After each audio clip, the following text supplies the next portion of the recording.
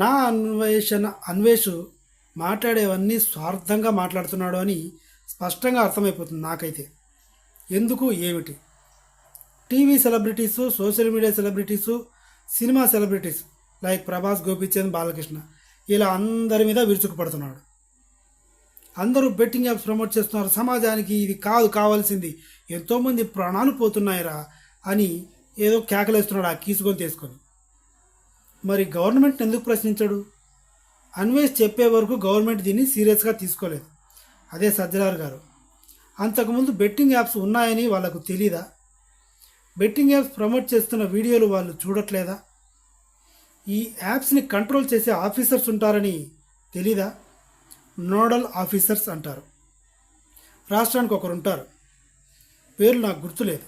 తెలంగాణకు ఒకరున్నారు, ఇక్కడ ఆంధ్రాకు కూడా ఒకరున్నారు. వీళ్ళది ఐఏఎస్ స్థాయి, కలెక్టర్ స్థాయి.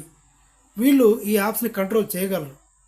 కంట్రోల్ చేయడం అంటే కంప్లీట్గా బ్యాన్ చేయడము లేదా ఉంచటము. వీళ్ళకి సర్వ హక్కులు ఉంటాయి ఈ యాప్స్ మీద.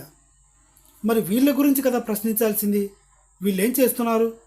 ఈ నోడల్ ఆఫీసర్స్ ఎందుకు పట్టించుకోలేదు? ఇలా ప్రశ్నించాలి నా అన్వేష్ కనుక సీరియస్గా తీసుకుంటే. ఎందుకంటే నోడల్ ఆఫీసర్స్ ఏం చేస్తున్నారు, ప్రభుత్వం ఏం చేస్తుంది అని రెండు మాటలతో పోతే వీడియోస్ అవ్వవు, వ్యూస్ రావు. ఒకవేళ వచ్చినా ఈ రెండు వీడియోసే అయిపోతాయి. ఇలా కాకుండా హర్ష సాయి గురించి ఓ 10 వీడియోసు, ఇమ్రాన్ గురించి, ఇమ్రాన్ తల్లి వ్యభిచారం అని అదని ఇదని అదొక వీడియో, హర్ష సాయి గురించి ఓ 10 వీడియోసు, తర్వాత ఇక్కడికి సోషల్ మీడియా అయిపోయింది, ఇన్స్టాగ్రామ్, యూట్యూబ్ ఇన్ఫ్లుయెన్స్ అయిపోయింది. తర్వాత టీవీ వాళ్ళ మీద పడ్డాడు, యాంకర్ శ్యామల, దాని పేరు రుక్మిణి కాదు,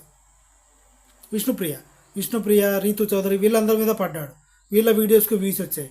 తర్వాత ఇంకెవరు, మంచులక్ష్మి, వాళ్ళ నాన్నని అరెస్ట్ చేయమంటాడు మోహన్ బాబుని. పిల్లలు తప్పు చేస్తే తల్లిదండ్రులు కూడా శిక్షించాలంట. సారే న్యాయవాది, సారే జడ్జి. విజయ్ దేవరకొండ అరెస్ట్ అంటాడు, ప్రభుదేవ అరెస్ట్ అంటాడు. సో బెట్టింగ్ యాప్స్ ప్రమోట్ చేయడం తప్పే. అప్పుడు ఎవరిని ప్రశ్నించాలి?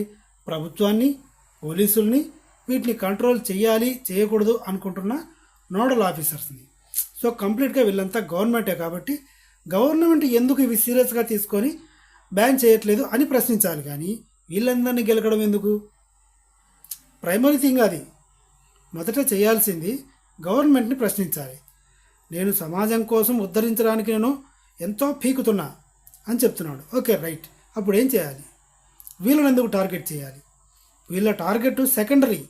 ముందు గవర్నమెంట్ని ప్రశ్నించాలి, తర్వాత వీళ్ళని కూడా ప్రశ్నించాలి.